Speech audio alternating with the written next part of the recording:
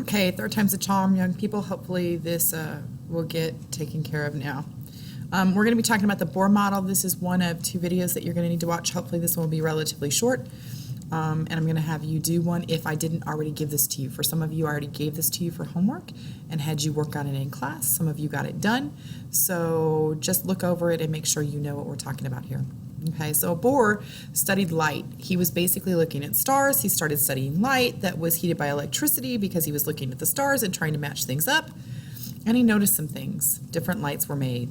Okay, Rutherford's model, though, couldn't explain why unique colors were made by the atoms, because Rutherford's model didn't have a place for electrons to be.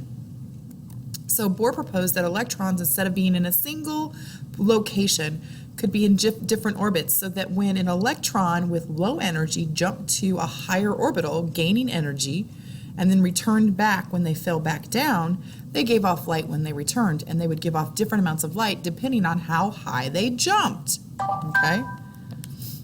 Sorry about that.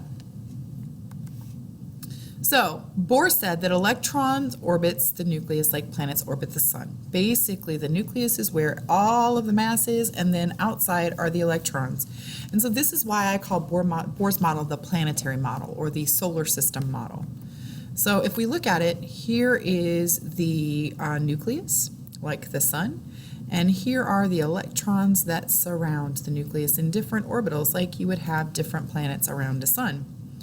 Okay, he also said that each orbital can hold a maximum number of electrons.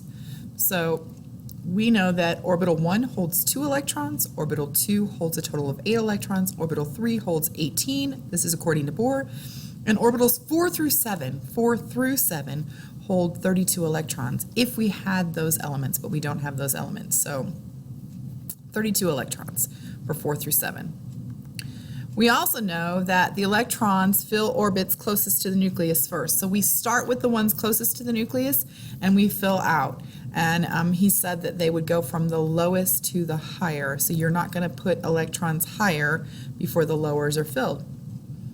So let's look at this one. So we have fluorine 19 in fact. So we know we have 9 as the atomic number. So the atomic number is 9, so we have 9 protons. How many electrons? Well, we know the proton number is 9, so we have 9 electrons. And if we look at the atomic mass, or the mass number, and we subtract the number of protons, we get 10 neutrons, okay? So we have the Penn number. So now we draw the nucleus. Here's the nucleus with 9 protons and 10 neutrons. So that's the first part of the Bohr model. The second part of the Bohr model says, okay, how many electrons can fit in the first orbital? Well, we know according to what we said, 2 fit in the first orbital. So we put a first orbital in, and there are 2. So how many electrons are now left? Well, we had 9. So we see we have 9 here. So 9 minus 2, we have 7 left. How many electrons can fit in the second orbital? Oh, 8. Are we going to fill the second orbital? No, we're not going to fill the second orbital because we don't have enough electrons. We only have 7. If we don't have enough electrons, it's okay. But we can't put more electrons in that that the capacity can hold. So there is the Bohr model for fluorine. Very good, right? Okay, so let's try a few of these. I want you to go ahead and stop the computer for a second, stop the video, and go ahead and try these 3 atoms and see if you can find their Bohr models and do the model like we said that it should be. Okay, sorry about that. All right. Okay, here we go. We're going to go with hydrogen 1 here. So hydrogen 1, well, that's 1 proton. That's 1 electron, and because the mass number is only 1, 1 minus 1 is 0 neutrons. So it's going to look like this. Notice we have 1 proton, 0 neutrons, and 1 electron. Notice the first energy level is not full. Why? Because there aren't enough electrons to put in there. Okay, let's go to boron. Here's boron.